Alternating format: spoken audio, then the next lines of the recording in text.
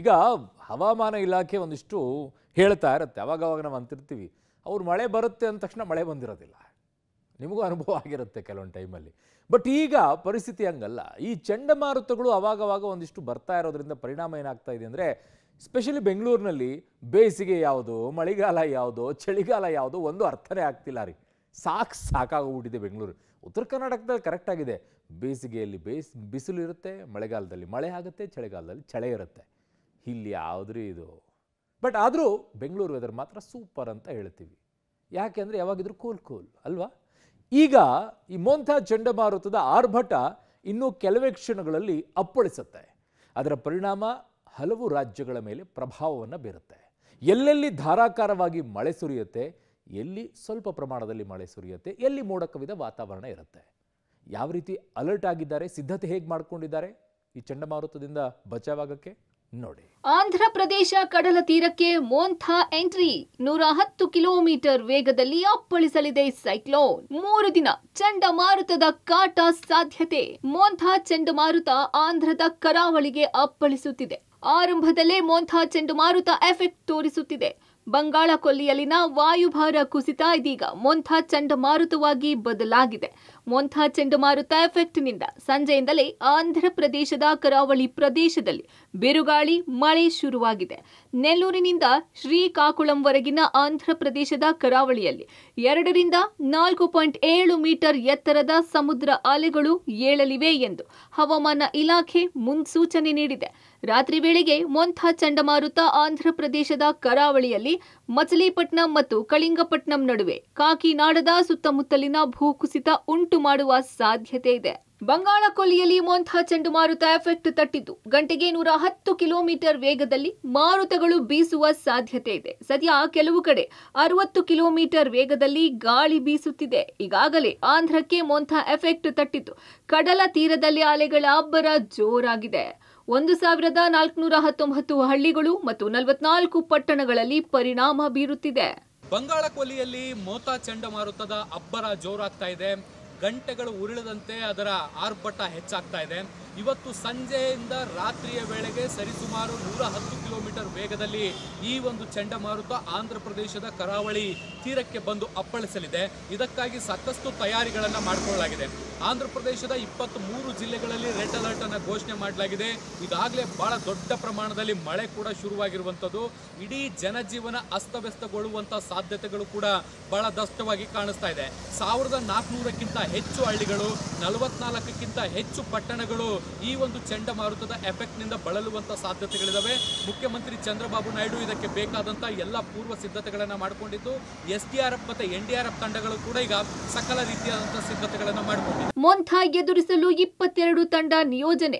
ರೈಲು, ವಿಮಾನ ಸಂಚಾರಕ್ಕೆ ಚಂಡಮಾರುತ ಅಡ್ಡಿ. ಅಂದಹಾಗೆ ಮೋಂಥಾ ಅಂತ ಹೆಸರಿಟ್ಟಿದ್ದು ಥಾಯ್ಲೆಂಡ್. ಮೋಂಥಾ ಅಂದ್ರೆ ಥಾಯ್ ಭಾಷೆಯಲ್ಲಿ ಪರಿಮಳಯುಕ್ತ ಹೂವು ಎಂದರ್ಥ.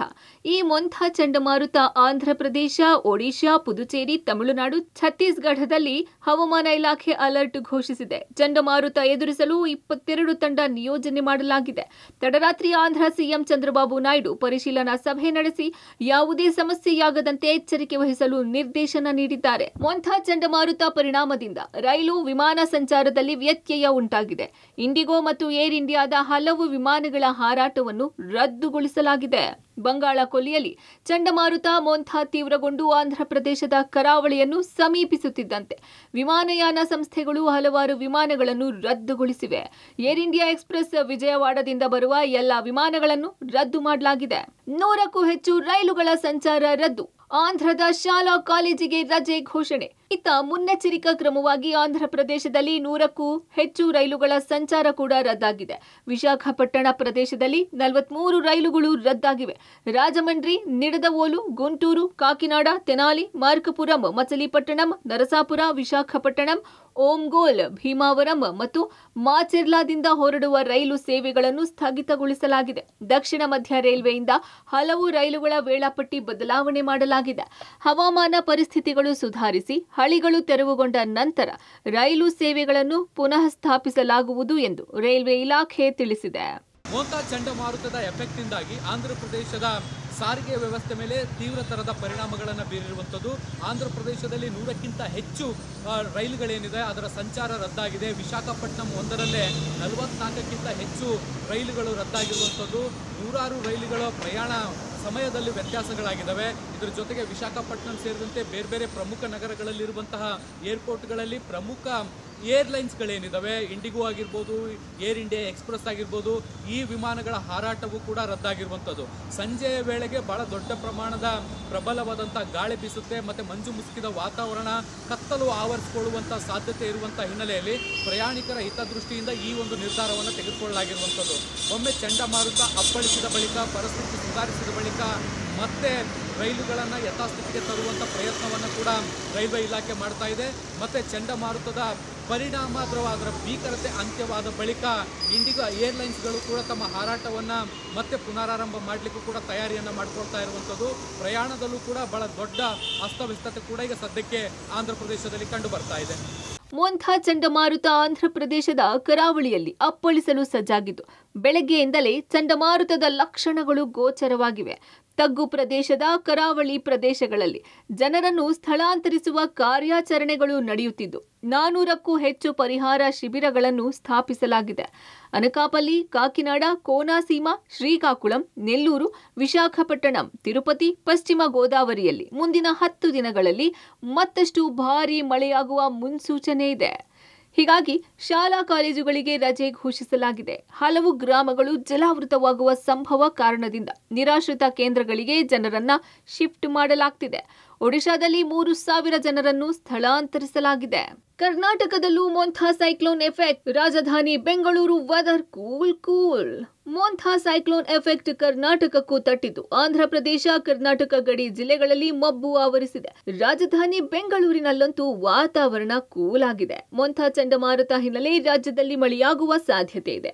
ಹಲವು ಜಿಲ್ಲೆಗಳಿಗೆ ಯೆಲ್ಲೋ ಅಲರ್ಟ್ ಘೋಷಿಸಲಾಗಿದೆ. ಬೆಂಗಳೂರಿಗೆ ಆಗಮಿಸಲಿರುವ ಕೆಲವು ವಿಮಾನಗಳು ರದ್ದಾಗಿದ್ದು, ರೈಲುಗಳ ಆಗಮನ ಹಾಗೂ ನಿರ್ಗಮನದಲ್ಲೂ ವ್ಯತ್ಯಾಸವಾಗಿದೆ. ಕರ್ನಾಟಕದ ಉತ್ತರ ಒಳನಾಡಿನ ಜಿಲ್ಲೆಗಳಲ್ಲಿ ಅಕ್ಟೋಬರ್ 28 ಹಾಗೂ 29ರಂದು ಹಲವು ಕಡೆ ಮಳೆಯಾಗುವ ಸಾಧ್ಯತೆ ಇದೆ. ಬೀದರು, ಕಲಬುರಗಿ, ಯಾದಗಿರಿ, ರಾಯಚೂರು, ವಿಜಯಪುರ, ಬಾಗಲಕೋಟೆ ಜಿಲ್ಲೆಗಳ ಕೆಲವು ಕಡೆ ಭಾರಿ ಮಳೆಯಾಗುವ ಸಾಧ್ಯತೆ ಇರುವುದರಿಂದ ಅಕ್ಟೋಬರ್ 28ರಂದು ಯೆಲ್ಲೋ ಅಲರ್ಟ್ ಅನ್ನು ಕೊಡಲಾಗಿದೆ. ಬೆಂಗಳೂರಿನಲ್ಲಿ ಕೂಡ ಅಕ್ಟೋಬರ್ 28, 29ರಂದು ಹಗುರದಿಂದ ಸಾಧಾರಣವಾಗಿ ಮಳೆಯಾಗುವ ಸಾಧ್ಯತೆ ಐತಿ. ಬೆಂಗಳೂರಿನಲ್ಲಿ ನಾವು ಯಾವುದೇ ಅಲರ್ಟ್ ಕೊಟ್ಟಿಲ್ಲ. ಆದರೆ ಇದು ಮೋಡ ಕವಿದ ವಾತಾವರಣ ಇರುವುದರಿಂದ ಇದು ಗರಿಷ್ಠ ಉಷ್ಣಾಂಶವನ್ನು ಕಡಿಮೆ ಮಾಡಬಹುದು. ಹೀಗಾಗಿ ಹಗಲಿ ಹೊತ್ತಿನಲ್ಲಿ ನಮಗೆ ಚಳಿ ಅನುಭವ ಆಗುತ್ತೆ. ಒಟ್ನಲ್ಲಿ ಮೊಂಥಾ ಚಂಡಮಾರುತ ಆಂಧ್ರ ಪ್ರದೇಶ ಕಡಲ ತೀರಕ್ಕೆ ನುಗ್ಗಿ ಬರ್ತಿದೆ. ಮೊಂಥಾ ಎಫೆಕ್ಟ್ ಎದುರಿಸಲು ಸಕಲ ರೀತಿಯಲ್ಲೂ ಸಜ್ಜಾಗಿದ್ದು, ಎನ್ಡಿಆರ್ಎಫ್, ಎಸ್ಡಿಆರ್ಎಫ್ ತಂಡಗಳು ನಿಯೋಜನೆಗೊಂಡಿವೆ. ಇಂದು, ನಾಳೆ, ನಾಡಿದ್ದು 3 ದಿನ ಮೊಂಥಾ ಅಬ್ಬರ ಇರಲಿದೆ. ಮೊಂಥಾ ಚಂಡಮಾರುತದ ಪರಿಣಾಮ ಕರ್ನಾಟಕದಲ್ಲಿ ಮಳೆಯಾಗಲಿದೆ. News desk, public TV.